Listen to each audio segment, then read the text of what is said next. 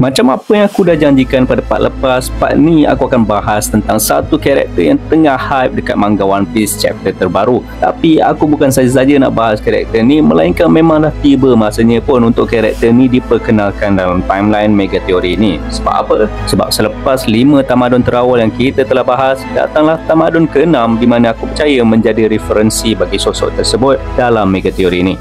Nah, siapakah dia? Yes, it is none other than the great Imu Sama.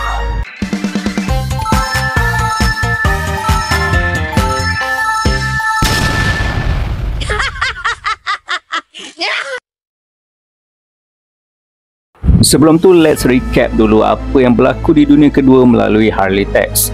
Dalam rangkap pertama, di dalam kekosongan terdapatnya nafas. Rangkap ni menerangkan bahawa selepas apa yang berlaku di dunia pertama yang telah memusnahkan sebahagian besar planet biru, peradaban telah direset dan disebarkan semula ke setiap pelosok dunia. Selama ribuan tahun telah berlalu tanpa sebarang kekacauan seperti mana yang diungkapkan dalam rangkap pertama, seolah dunia yang kosong diberikan nafas baru. Walaupun kita dah bahas apa yang berlaku kepada Sun God di dunia pertama di mana mereka telah terselamat dengan menaiki Noah, kita tak boleh endahkan pula pihak yang menjadi lawan mereka ketika itu. Yes, pihak Earth God. Aku percaya di pihak mereka juga ada di antaranya yang masih hidup dan perkara tersebut dinukilkan melalui gambaran di dalam mural yang terdapat di Elbaf, di mana terdapat seseorang yang memakai mahkota di atas seekor gajah. Yes, kalau diperhatikan mengapa kedua-dua gambaran seseorang menaiki gajah dan Noah masing-masing berada dalam satu lukisan yang sama, seolah-olah Noah berada di dalam atau di bawah perut gajah. Disebabkan inilah aku percaya Oda cuba menggambarkan apa yang terjadi kepada kedua-dua belah pihak Sun God dan Earth God pada garis masa yang sama. Disebabkan ini juga aku buat kesimpulan bahawa satu pihak menaiki Noah dan satu lagi menaiki gajah untuk menyelamatkan diri dari dunia pertama. Nah, aku percaya pada masa tersebut jumlah gajah ni masih lagi banyak kerana Oda sendiri telah memperkenalkan spesiesnya. Sama macam labun yang merupakan seekor paus yang dikelaskan dalam spesies Island Whale adalah spesies yang masih lagi wujud dalam jumlah yang agak banyak. Zunisha juga yang dikelaskan dalam spesies Naitamen Norida asalnya wujud dalam jumlah yang banyak. Perasan tak anehnya kenapa Oda pilih dua karakter gegasi ini berdasarkan dua spesies haiwan yang terkenal dengan ciri mereka sebagai haiwan sosial.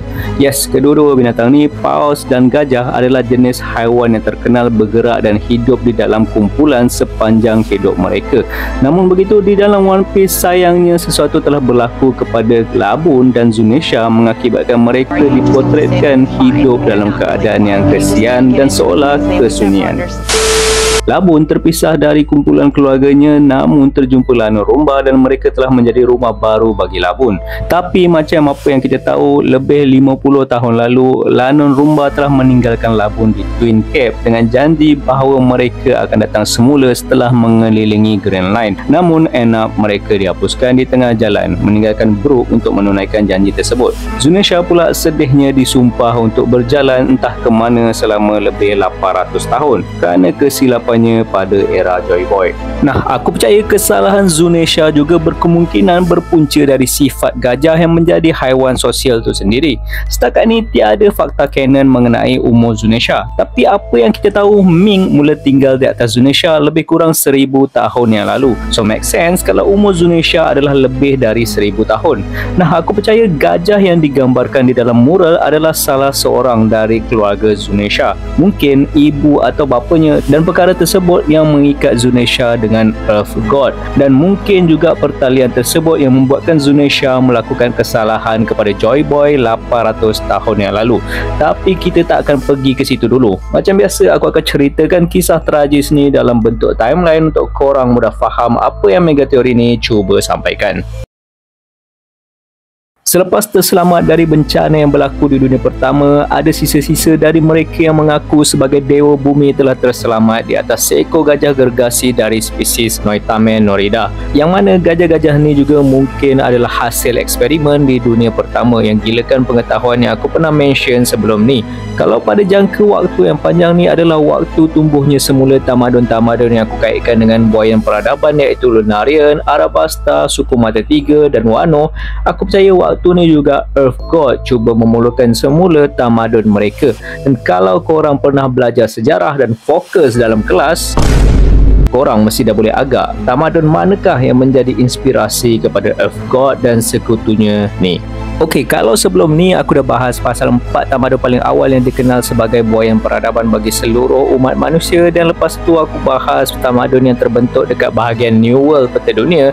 Nah, kali ni kita akan bahas pasal tamadun yang akan membawa perubahan besar kepada dunia, lebih-lebih lagi kepada dunia barat. In fact, senang cakap, dalam sejarah manusia, tamadun ni lah yang menjadi batu asas kepada dunia barat, dan disebabkan itu tamadun ni mendapat gelaran sebagai Cradle of Western Civilization, atau dengan kata lain, buaian peradaban kepada peradaban barat, and that is Greco-Roman.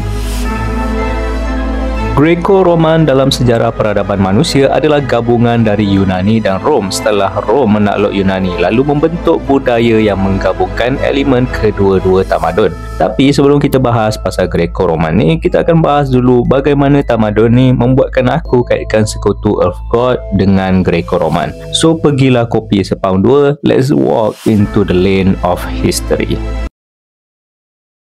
Sebelum terbentuknya tamadun Yunani yang megah kira-kira pada tahun 800 sebelum Masihi, Yunani masih lagi dikuasai oleh tamadun lain. Tamadun tersebut juga tidak kalah megahnya sehingga kebanyakan sosok-sosok hero dalam mitologi, penulisan, bahasa, arkitektur, keagamaan dan banyak lagi telah diadaptasi ke Yunani kuno. Dan tamadun tersebut digelar sebagai Mycenae.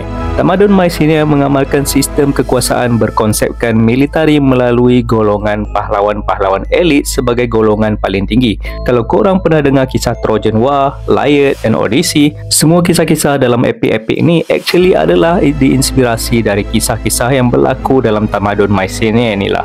Nah, dalam One Piece, menariknya Gorosei yang berstatus paling tinggi di antara Tenryubito juga diberikan posisi dengan gelaran Bushin yang dapat diterjemahkan kepada Warrior God atau Dewa Perang, seolah-olah menjadikan petinggi world government juga adalah golongan pahlawan elit sama dengan amalan Mycenae. Tapi ada satu perkara menarik pasal tamadun ni, in which kejatuhan tamadun ni dapat dikaitkan dengan serangan Sea People.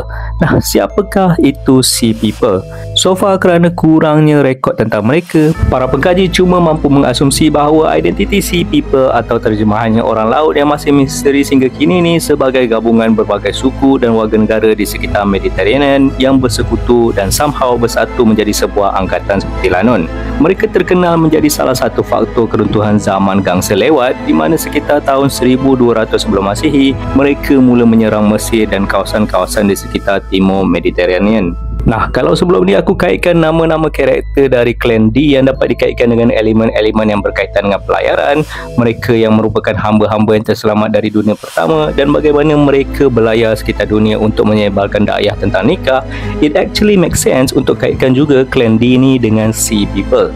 Kedua-dua mereka mempunyai asal-usul yang misteri dan terdiri dari berbagai suku dan latar belakang. Mereka juga diteorikan sebagai pelarian, malah kedua-dua mereka juga melalui jalan laut. Menariknya lagi, dua tamadun yang terkenal diserang oleh Sea People ni adalah Mesir dan Mycenae, yang mana sepanjang megateori ni, dua tamadun ni juga adalah inspirasi kepada Gorosei dan Alabasta. Yes, keduanya surprisingly dapat dikaitkan dengan pendiri world government.